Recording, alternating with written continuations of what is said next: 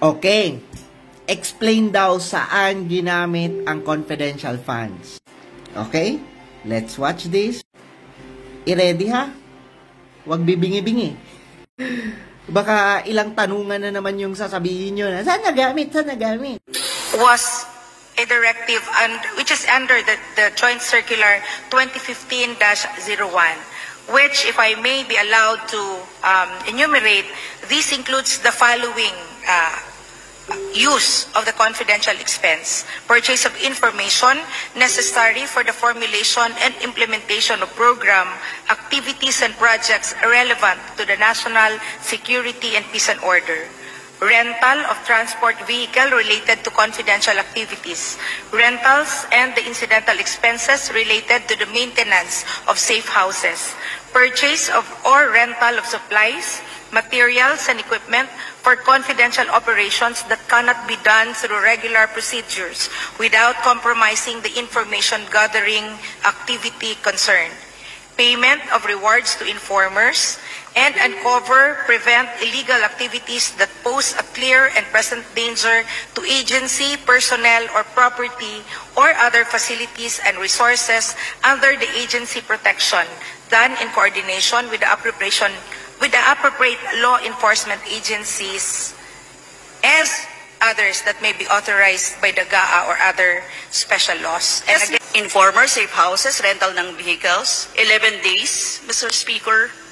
Mr. Speaker, all of the accomplishment and the performance of the Office of the Vice President that covers the confidential fund were properly reported to the agencies as mandated by the Joint Circular. Suko ang brosas, uy. O, di ba?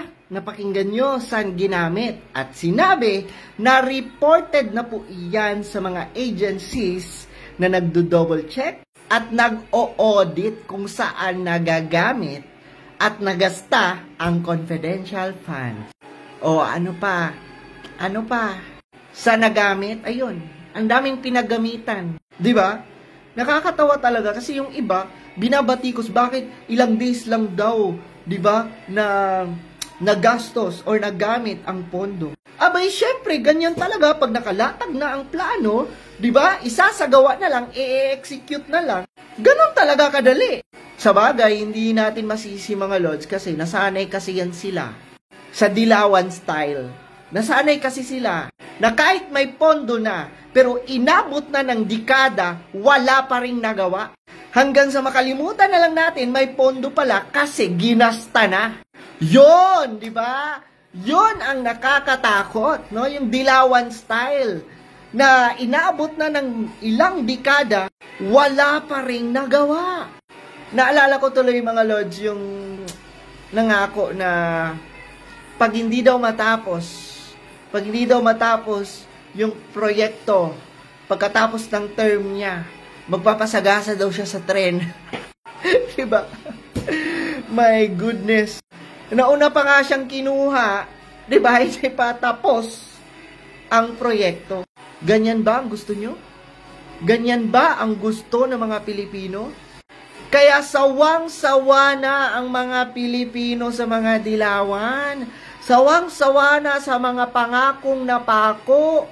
At least, ang Vice Presidente natin, before humingi ng pondo, nag-request ng pondo, may plano muna. Bago pondo. Yung iba kasi, pondo muna. Wala namang kaplano-plano. Pero ibahin nyo si VP Inday Sara. May plano na, tsaka ang pondo. E di madali na lang ang pag-implement, di ba? Madali na lang ang pag-roll out ng funds kasi may, di ba, may plano. Hay nako, parang hindi kayo nag-read to.